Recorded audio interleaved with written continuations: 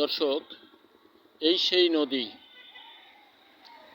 মাগুরা জেলা সেই নদী, এটা আলুকদিয়া ব্রিজ। এই নদী পুনর্খননে কোটি কোটি টাকা চলে গেছে।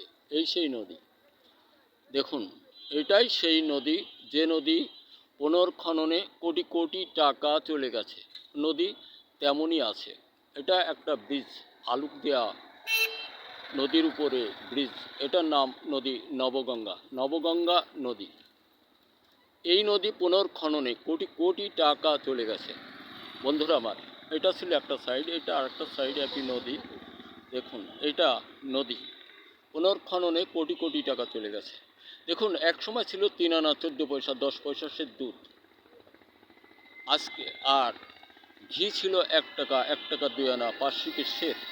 আর বর্তমান সময় 1 কেজি, সেই 1 কেজি বা 1 সের দুধের দাম 80, 90, 70 টাকা। তাহলে সেই 3 আনা 10 পয়সার মূল্য এখন 70 টাকা।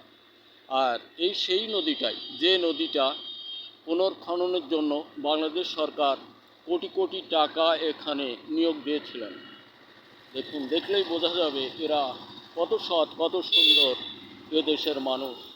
যে নদীর বুকে এক কোদাল মাটি কাটে নাই বলে ধারণা প্রকাশ করা যায়, এটাই সেই নদী।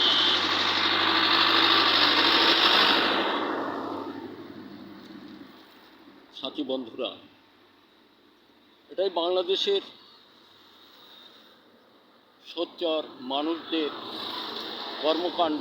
এমনই দেশটা ওরা উন্নয়নের দিকে নিয়ে গেছিল, যা নদী নামে পুনর্খননেও 1টি টাকা ব্যয় করে নাই।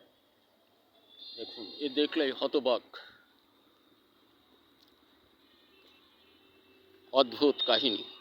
এখন বর্তমান সময় এই নদীতে ফসল উৎপাদন হচ্ছে। দেখছেন তো, ধানের চারা পাতো। এখন ধান উৎপাদন করবে কৃষক বন্ধুরা। ধান সহ বিভিন্ন উৎপাদন এই নদীতে হয়।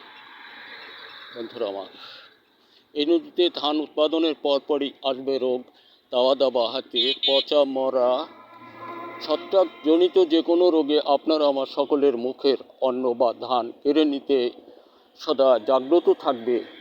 আমরা ব্যবহার করব বারুদ, মধুবন, মেঘবান, বনশ্রী এই গ্রুপের শুধুমাত্র বারুদ আর মধুবন। চলমান মৌসুমে শুধু একবার বিঘায় মাত্র 4 কেজি।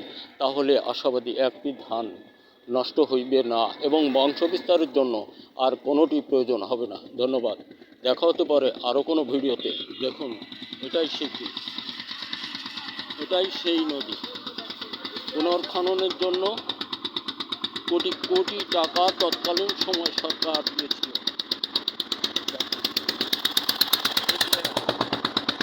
দেখলেই মোটামুটি দেখা যাবে আমাদের দেশের সাধারণ মানুষদের জীবনের কলাকৌশল কত সত্যাচারে ভরা। নিজেদের পায়ে খার মারতে এরা দ্বিধা করে না, দেখলেই বোঝা যায়। ধন্যবাদ। সকলটাই দেখা হলো। ধন্যবাদ। এখন আবার আরেক সময় অন্য ভিডিওতে হবে।